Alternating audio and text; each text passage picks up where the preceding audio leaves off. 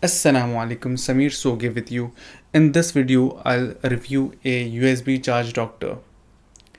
Many a times I have come across situations where a project is not running as expected, like an Arduino Uno or a Raspberry Pi with add-on boards, and eventually it came out to be an issue with the power supply, or sometimes it also used to be because of poor quality USB cable. So with this thing, you can come to know how much voltage a USB port is providing and how many amps the circuit is drawing. This can also show the capacity of charge being used when you connect it to a power bank. It shows how much time the circuit has been on. It supports quick charge 2 and quick charge 3, and the input voltage it supports is from 3 volts to 30 volts, although USB is around 5 volts, and the current it supports is till 5.1 amps. There is a display on the front face, and there is a button on the side face. The button is used to see the various parameters.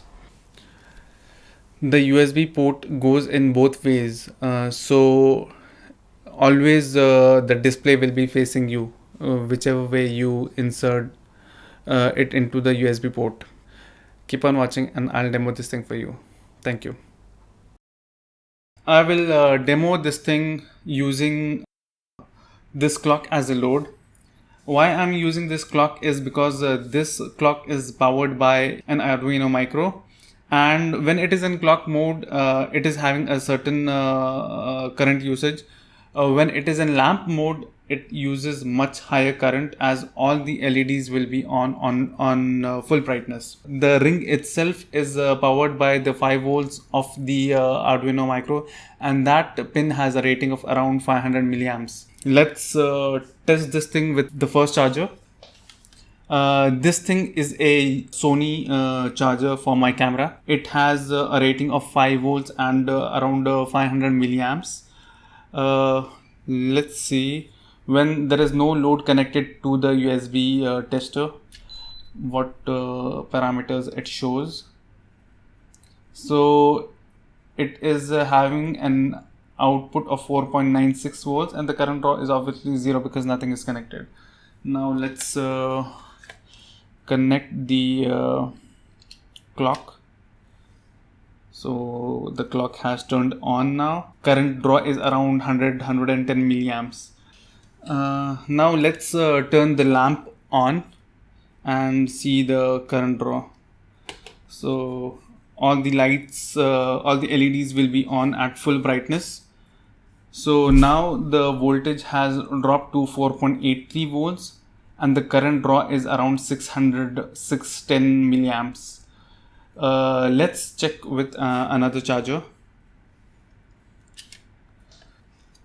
This thing is a D-Link USB hub.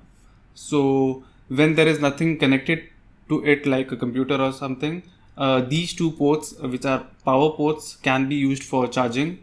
It's rated for 1.2 amps. Let's see, when there is no load, how much voltage it is showing.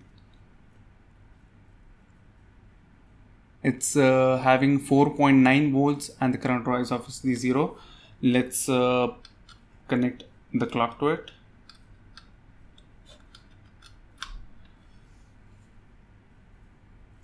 So now the voltage is 4.84 volts and the current draw is 100 milliamps or 110 milliamps. Let's switch on the lamp now.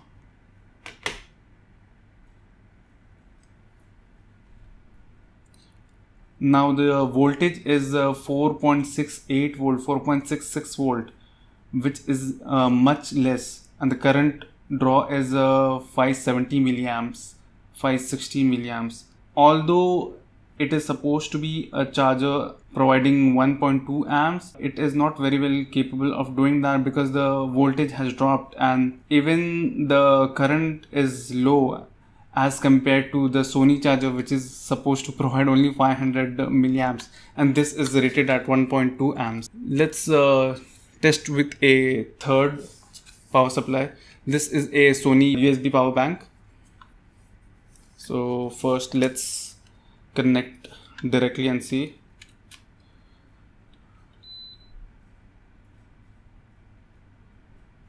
So the voltage of this one is 5.15 volts, which is much higher than 5 volts. Current draw is 0. Let's connect the clock to it.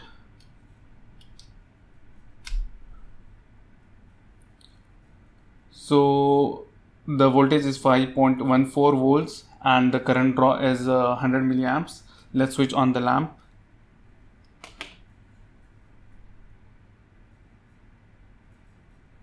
Even at full load, the voltage it is providing is 5.07 volts, and the current draw is milliamps, which is much higher than before.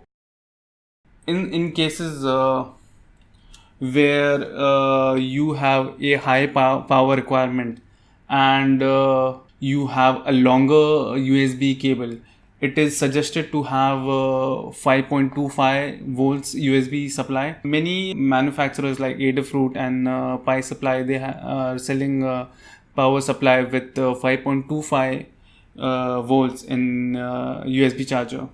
The other thing this can be very useful is that if you want to do power budget, let's say you have a project which is taking say 500 milliamps and you have multiple power supplies like 500 milliamps or 1 amp, 1.5 amp, 2.1 amp, whatever it is.